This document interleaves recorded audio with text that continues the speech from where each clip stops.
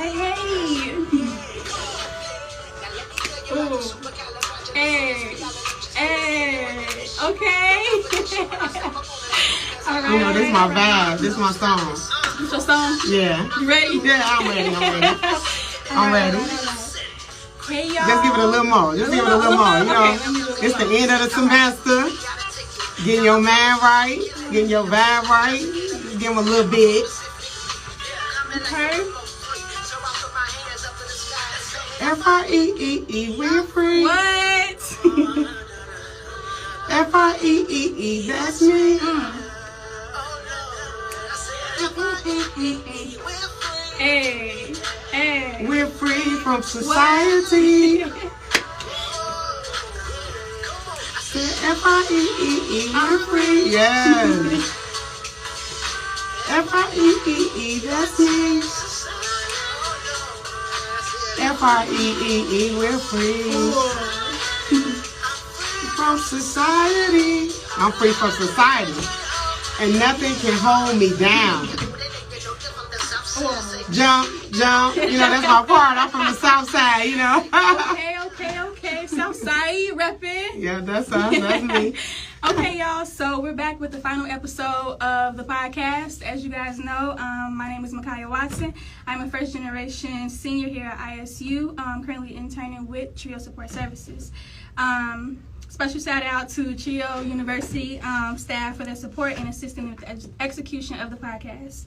The purpose of the podcast, the First Generation Triumph podcast, is to elevate the voices of students' lived experiences by highlighting first generation student stories and the social and cultural capital that we bring to the spaces that we fill. This is important because we are actively changing the narrative of first generation students from a deficit, under-resourced community to a brilliant, capable, innovative, brave, strong, and mighty community full of triumph. We are individuals who bring powerful asset-based capital to any and every environment that we step foot in, and the elevation of our voices is one of the most crucial elements in the process of changing the narrative. That's a mouthful. That was a lot. Because you got to make that declaration every time, right? You got to let them know this is what they're doing. I just got to start by saying you doing a dope job. Like, I've been following your stuff, so I want to go ahead and just like give shout outs to you because you did phenomenal, right? Thank you. You've been doing an excellent job executing it in your own voice and just elevating being great. So I want to take this opportunity, of course, to say good job, Micaiah. Thank you. Yeah. Thank you. I got to introduce you. Of course. This episode is highlighting the importance of elevating your voice as a first generation professional and highlighting the social and cultural that Dr. Black brings. So without further ado, I am honored to introduce my boss, my mentor, Dr. Shatoya Black. She is a first generation student and professional. She's the director of Trio Student Support Services here at ISU. And she is president-elect of Trio Illinois for 2023, which we're really excited about in the office. And she's the creator of this podcast. She is the reason why I'm sitting here with you guys and elevating the voices of first generation students. Yeah. So first things first, how are you? I'm doing well. I hope they sharing. You know, it ain't nothing unless your friends eat too, right? You ain't heard that what they say? You heard So you should be selling it. You should be sharing it, inviting people into the space to be encouraged, right, by the community. So I'm hoping that you doing your due diligence, see as well in order to get your people here and to be empowered by the space. You heard the doctor. Yeah. Share it, get the word out. Help us elevate the voices and get the word out. Even share after. Share. Click share, click like, follow, leave your comments, engage, interact. Let her know that you feeling her. Give her that support, right? Yeah. You heard her. I'm glad you're feeling good. I'm feeling good too. I'm very excited to be here with you. The energy is popping. I'm loving it. I'm going to just jump straight in to tell a little bit about yourself as a doctor and a first generation student and professional. So for me, my journey to higher education has started different. It was more so due to homelessness. So my original plan before college was not even an option for me. So my goal was I was actually attending a school where you're able to get some credentialing to get like an entry-level job. I was working higher, like in the community, helping students. At this time, first gen was not even a language, but I was helping students who were not doing so well in high school get back on track. So I always had that vein. And then my goal was to be able to get a couple of credits and get like a certificate so that I can go and work for DCFS. And my goal was to help revamp the system so that the students or the children that are displaced from homes are able to get what they need to be successful while they wait to be placed back into their homes or into foster care. And so that was my heart. When I became homeless, that kind of took a turn because what happened was I was homeless, and then probably after like a year, no place to call home, I ended up being offered an apartment in DeKalb, where they offered me a place to stay. And so when I went to the school there, the community college, I was like, okay, I'm going to go here and just finish what I started, right? So that was still my plan, and that was when I found out that what is offered was different in each geographic location. I couldn't understand, like, why don't they have certificates and stuff here? When I went to DeKalb, their mind was, no, you need to get a degree. You need to get a bachelor's degree. And like, you weren't focused on that. I wasn't focused on it. They was like, they talked to me and they was like, you good at what you do. So I met with an advisor there, and that's what this conversation had. It was I always call her an academic advisor who did a job, because she had looked over my account, and I'm in there, and she was like, yeah, you asking me questions about what I love to do and stuff. And she's like, you passionate about what you do? You should be a social worker. I'm like, okay. She was like, yeah, but you got to at least get a master's. I'm like, I'm not even trying to get an associate's. I'm trying to get me a job. I'm trying to get me a certificate. I come from a family like you don't work, you don't eat. You got to add to the household. So anyway, she did her job and she said, okay. And I said, I just kept telling her, like, look, ma'am, I'm just transitioning here. I'm a single mom, and she just, even though she did her job, she didn't get that part. Like, she was just encouraging me to do academics. And I said, so she said, okay. And she said, if you are close to getting your associates, you have to promise to get your bachelor's. Well, where I come from, you make a promise, you don't break it. So I was like, all right. I didn't even know she did her job because I didn't know nothing about education. So I'm like, okay, cool. So she was like, okay, let's look at your credit. So she looked at your credit. It was like, oh, you close to get a bachelor's. You about to graduate in 2011. So I'm, wait, what? So now I got to go and get a bachelor's degree because I made a promise, right? So I'm like, I just got tricked, right? Not tricked. So I'm tricked. So I'm mapping out my stuff, going through my process and everything. And that's what started me on my journey of actual higher education. It was a promise to that advisor at the community college. Literally. So you got tricked into education. When in that process did you find your passion to stick with it outside of the promise? For me, it was more so like the promise is what kept me in it, to be honest. Sometimes when you don't know what it is that, you don't feel invested or you don't really get it, that's all you have is somebody belief in what you can do, right? Sometimes, like, you don't always believe in yourself to the full capacity of what you can, so somebody believing in you is the hope that you have that keep you hanging on, right? Until you go down the journey and you start picking up that own sense of community or a sense of connectiveness to it, right? So if it's not something I thought about, I'm not thinking like, okay, let me do this, right? And so that promise is what I had, like, oh, I promised that. And even when I'm thinking like, nah, I'm not trying to do this, I'm not trying to feel this, I still was like, but that promise. So that's what kept me going. And even in that process of completing the credits and things like that, being somebody who entered originally in developmental courses. So I had all these extra courses before I got on level and things prior. So it was the promise that kept me going, and then that promise made me then look into what it would take for me to complete the bachelor's and what courses I would need. So I mapped out all my courses to graduation before I graduated from the community college, only to keep that promise. And so I remember going to this table. We got admissions counselor. Anybody know admissions counselors? They got these tables where they go to like their actual schools and they sit in there to recruit. Correct. And so I went and laid my folder out. I had all my documents. I was ready, right? I was like, so the lady was like, you did all this yourself? I was like, yes. She was like, you come to NIU, I'm going to hire you. Wait, what? You going to do what? She said, I'm going to hire you. You come to NIU. So I'm thinking, right? So I'm like, okay. So I'm looking into what she do. You needed a bachelor's in order to get that job, master's preferred. So that's what hit my journey. Like, okay, you finna offer me this job, or you said this. Like, even if it wasn't true, you said this. And so that just started me on my journey. And as I started doing that, I ran into this lady who was at Northern, who told me that, I said, I don't want to do this. I don't think I could do this, like, after I graduated. And she was like, you could do this. She was like, I'm like, they don't understand me. Like, I'm talking, I'm communicating, I'm telling them I need to eat. I'm telling them that I'm a single mom. I got these things going on. They just didn't get it because it was just, to me, I just didn't understand why they didn't. I was like, I felt like I was real direct. Like, exactly, I'm hungry. Exactly. Like, or I just moved here, or I was homeless. It's like you didn't get it. And I think, you know, my perspective for that is different than what it was before. Like, at that time, I just didn't get it. Yeah. And this woman told me that in order to relinquish my frustration, to now move forward and tell each person that my Maslow's hierarchy of needs not met. And what's that? That's the theory. The Maslow's hierarchy of needs talks about like your needs like food, water, shelter, and these things that if you don't have the basic necessities of life, you're not focused on being able to do all the other things that they may want you to do, like academics. So every time I said that moving forward, everybody understood what I said. Because even if you didn't get it, you can go research the theory. Right. That was before I even know what it was. She explained it to me, and she's a black woman for the Center for Black Studies. Shout out to Miss Curry. Yeah. Of course, yes. That's what's up. What I'm hearing is like you have to change your language just a tad bit to be able to get in those spaces to be understood. Although you was being direct, why was that? Why do you think that was something you had to do to change your language in order to be understood? From my space now, talking from the language of my space now, it was a cultural disconnect.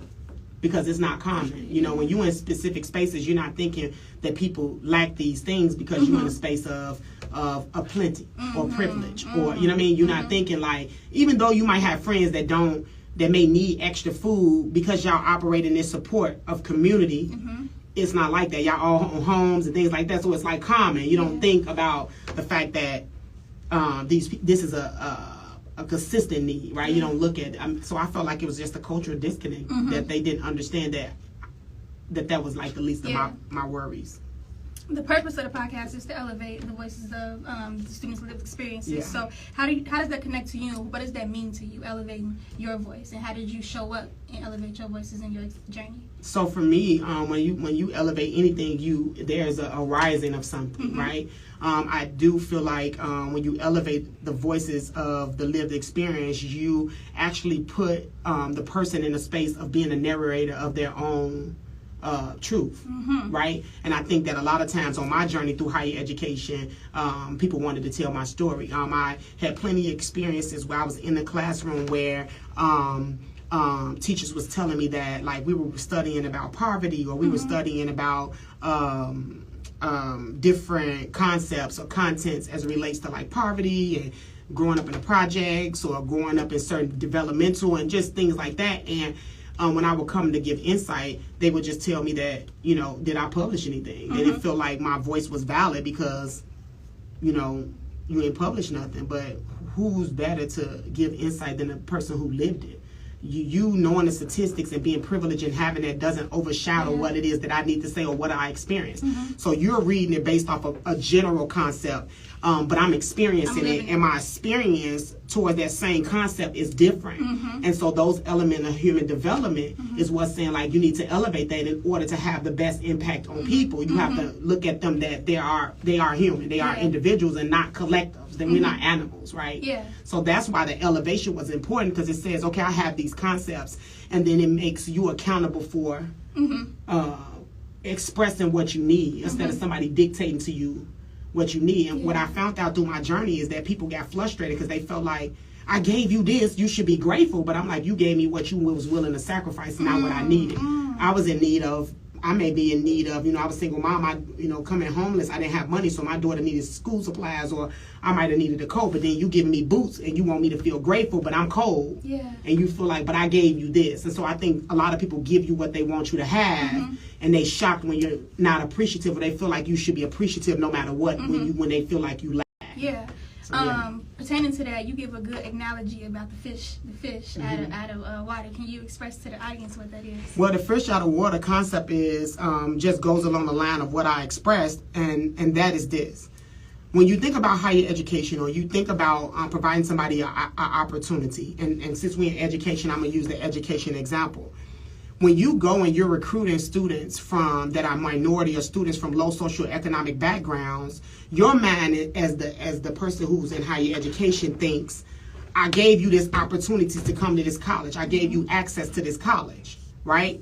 And so that's what your mind is thinking. And then this person is now having to navigate this place that's foreign, right? Yeah, not because they don't have it, it's because this is not a common place. Right. So it's like this. you have a fish, so we're gonna call a fish Goldie, for sake of time. Goldie. We're gonna call a fish Goldie. So Goldie habitat is water. That's where they live. That's where Goldie thrives. Everything about the water is Goldie. You're gonna see Goldie at its best potential. But like anything else, you got to change the water. You got to clean the water, or you got to add things to the water. The reality is you take the fish out of the water, you put the fish on the table, and then you cleaning a fish bowl and trying to clean the bowl and put the things in there, and you like, you should be grateful. What are you doing all that for? I'm cleaning your bowl. Do you want me to clean your bowl? But the reality is you have taken this person at its place of thriving, and then say, okay, be grateful. And so you leave them like flopping. Like when you put a fish on there out of water, they just kind of flapping because they're now outside of their element of thriving. Not because then they can't. It's not the fact that they don't have what they need to thrive on land. Their place of thriving is the water. That's so if you then help Goldie, right? If you're thinking about, I'm trying to clean your water and make sure that you don't lose your thrive, then you would take Goldie out of the fish bowl and put it in a cup of water. Yeah. Because it'll swim around. Although the parameters of the water is smaller, it still will be able to breathe. So I feel like you bring them here and then you suck the life up out of them because everything about them don't fit here. Yeah. I just need a moment of silence for that one. Y'all heard that. Y'all were letting that sink in. Like she's spitting a lot of facts here. I don't want y'all to go over y'all heads. Yeah. Thank you for that answer. Why is the work that you do important to you? The work that I do is important to me because it's not just work. You know what I'm saying? It's my lived legacy, right? So people think about legacy. When you talk about legacy, you think about things that you do leave so that when you die, somebody have. But when I think about legacy, I think about a lifestyle. It's the thing that I live, right? So I'm not telling people to do things that I'm not willing to display. And so the work that I do is not just work. It's an assignment. You know what I'm saying? If you think about the people that, and I'm saying it from my perspective. I can't speak to nobody else. I'm not saying that because people don't think about it like that, there's wrong. But this is why it's important to me. With the work that I do and the people that I have access to, that's a lot of people's destinies that's in my hand. That means that whatever you have been through, whether good, bad, indifferent, I have the ability to either plant a seed, water a seed, develop a seed, or cultivate a seed. So I get to determine how to get you to that next place, even if you was fumbled, even if you was dropped, right? So my job is to live legacy and to provide a standard where students can be able to be their best self and they're not dependent on me. People who have this complex of people needing them, they give you enough for you to eat to come back because it keeps them feeling complete. For me, it's important for me to be able to give you everything you need. I'm going to feed you and give you some so that you're able to at some point then go out and get that back and you're able to come to me and then be able to communicate what it is that you need and however long that takes. So it's my lived legacy. It's what I live, it's what I do, it's what I'm passionate about. And so that's why a lot of the stuff I do don't feel tasking to me, where other people be like, well, you've been running around. I'm like, I don't consider it running around. I consider it an honor and I consider it a privilege to be able to have the opportunity to access spaces where I can impact the lives and the people, because it's not just student, but it's people lives that I'm impacted, and also too to be impacted. Because when you bring social and cultural capital, you thinking that I don't look at it like, oh, I get to do all this for them. They do a lot for me as well. Because a lot of times your biggest cheerleaders are the one that you are in the trenches with. Them the ones that's gonna make sure you're good. It's not always your like-mindedness of people that get to experience that. So that's what it is for me. It's we co-laboring together. Okay. You know what I mean? Like I'm not giving you something. I'm just giving you space to be able to birth what you need to birth. It's like giving birth. If you had to give birth and you wasn't able to be positioned and supported correctly for you to push, then how do you push out your purpose or you can't. It's just, you understand what I'm saying? And so that's why anything that you do that you giving birth or cultivating, there's certain positionality, there's things that you need to feed them in order for them to be successful. And my concept is this: you already have it. Whether you see it or not, I'm going to help you identify it, no matter what level it's on. And that's why that's important to me. That's why the work that I do is important to me. That's big. Yeah. You mentioned social and cultural capital. Yes. What does that mean to you? What does that look like as a first generation student and professional? So it's a lot of concepts. So when it comes to social cultural capital, I always tell people to look at Tara Yaslow's theory of social and cultural capital, and what it does is it focuses on what the individual brings to an environment. That's where it is your navigational capital, your aspiration, because not everybody has everything. And so when you think about this concept of community and social and cultural capital, if we filling out the theory, then everybody's going to come with certain individual or collective pieces. They may have some that they don't have, or that's made lower than others and stronger than others, but it brings this holistic community to be able to say that, how do we capitalize on what you bring? And in order to capitalize on what you bring, we got to know what your capital is. And your capital comes from, yes, what I may identify, but what you express. Because if family is important to you, then you can't dismantle the fact that family is important and what the why behind why they come. You say it all the time, the strength in your why. So if you help people remember why they are here, the why they are here, if you understand that, then you understand how to feed them to what's important. If their family and being able to provide from their family is important, you can't then make them develop a concept that fits you. They're not going to be invested. In order to get somebody to thrive, you have to be able to connect your principles to their purpose. Right. That makes sense. It makes a lot of sense. Because if you connect it to it, then if you're able to cast vision, then it becomes a shared vision. If there's no vision cast, then the person don't know what they're connecting to. So you have to be able to connect their why to why we're here in academics. It may seem like to a person who gave you an opportunity that it makes sense to because you get an education, you get a degree, you're going to get a job. That's not true. Degrees does not equal careers. We leave here sometimes with loans and still have to fight to get equitable salaries. Same degrees, same doing, and probably sometimes 10 times the perseverance. But I got to fight with you in order to, I got to prove to you I deserve what I work for, but your privilege allow you access. So you're fighting on each level. So that's why the things that we provide in TRIO, or the things that we deem as important, the things that we provide is to make sure that you position yourself that whether I'm there or they there, your advisor's there, or not, that you're able to thrive in spaces that you're not always welcome in. I can give you access to a space, but if you don't know how to navigate it, it does nothing for you. You got to be able to sometimes have the practical to even be able to see it. So that's why it's important, that's important to me. And sometimes students are not going to get it. So you, as a professional, I need to set the standard. And that standard is excellence. If you do anything in excellence, you excel. The word excel is in excellence. Not perfection. We're not talking about perfection. We're talking about excellence to your level, your 100%. What's your 100% of excellence? If you do all you do with excellence, everything you do, everything you touch would excel. I hope y'all hearing her. Don't let this go over y'all head. She said the word excel is in excellence. The word excellence is in excel. Right. You said it right. The word excel is in excellence. You get it. That passion gets you. So we got a couple questions in the chat. Someone asked, I have a question for Dr. Black. What advice would you give to students who feel like they don't belong in college? You do belong, that's one. And every student that enter this place that's minority don't say they don't belong. Because it ain't developed for you. When you get that, that's just like going to France. Like, you know how much stuff you got to do to enter? I don't think they develop it like, let me develop this for you, right? It's not developed for you. It's developed for the natives, right? So higher education is not developed for you. I don't think matter of fact, if you read the history, like when we went through higher education in my doctoral program, that's when I really learned the whole history and concept of higher education. This was not a system designed for us. So it's not gonna, when you enter a space, and I'm saying this, and then I'm gonna give a point.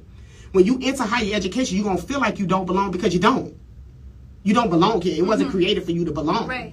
The question is, what do you have, or what are you willing to do to get that sense of belonging in a space? Just because it wasn't created for you don't mean that you don't deserve to be here. Period. And that's in any space. So as a person who is an empowerment agency, access and opportunity is important. But I can give you access to something and you don't have the character. That don't mean you don't belong. That means now that you got access, what are you going to do to shift in order to have the character to maintain? Because you don't want your gift to take you where your character can't keep you. So you do belong. Now the question is, what aspects of higher education that you're facing that make you feel like you don't belong? And then how do we navigate that without you losing yourself? If you lose yourself, because when you enter higher education, you feel like you got to leave everything that you have. You say stuff like, I don't have no family support. It's like, how did you get here? You had a mentor, you had somebody, a family friend. Your social and cultural capital makes way for you to give credit to where credit is due. Your parent may not have went to college, but your endurance and your perseverance came from your family. My grandma did not complete She struggled to complete 8th grade, right? And she tried to take the GED. She couldn't do the writing. In her time, that wasn't even, education wasn't even something that they had access to. She come from the South. Think about that, right? So think about the perseverance of that and then having kids at a young age. My mom had me, she was what, 14? And at that particular time, now you ain't even finished high school. So now you got to fight through finish high school. I think when I was born, she was around like 14, about to be 15. But when I was born, she was like shifting into that 16. But now you got to finish high school with a baby, right? So that's different. So not only do you got to finish high school with a baby, but then you're going to always supersede the person before. Because that person who's overcome that, they give you the access to get that next level. Because what I went through, I gave you, so you get the jump portals is what I call it. Because now you in high school trying to navigate that, fighting to do that with taking care of baby, right? And then you go to that and you think about everything that my mother had to sacrifice, all that she did, and that's another thing people talk about. Like, I didn't find out that I was living in poverty until I came in higher ed. We don't walk around Stateway Guard is talking about you in poverty, me too. That's not what we do. We don't do that. No one cares. We all on the same even playing field. This is our norm. You understand what I'm saying? So my point is that you didn't get here because you just was birthed with it. There are some things that you went through, good or bad or indifferent, that shaped you into what you have and giving you the things that you need to excel, and you need to be able to identify them and come out of this systematic oppression of, I don't have anybody. Nobody got me. Even if your mama couldn't give you education, I hear education, you found the mentor, you found the school, you found the community. And if you have not found that community, you need to find one. You ain't gonna find community in your room. Like, ain't nobody there. Nobody knock. Now, if you me, I'll knock on your door. And it's a couple of us on campus that will, and there's a lot of great people on campus that will. But you don't really know what you don't know. Until you what? Ask. Exactly. Or until you experience. If you experience something, you're like, I didn't even know I didn't know that, or I needed that. So don't beat yourself up. So that would be my question to this person. What's their name? This is Kobe. Kobe. So that would be my response to Kobe's question. You do belong. I don't care where it was. You know how many times I experienced a lot. Like, people see me now, but my journey, teachers telling me I can't write, academic probation. You know what I mean? It's so much I experience. People have no idea, and I'm not the only one experiencing. I just don't.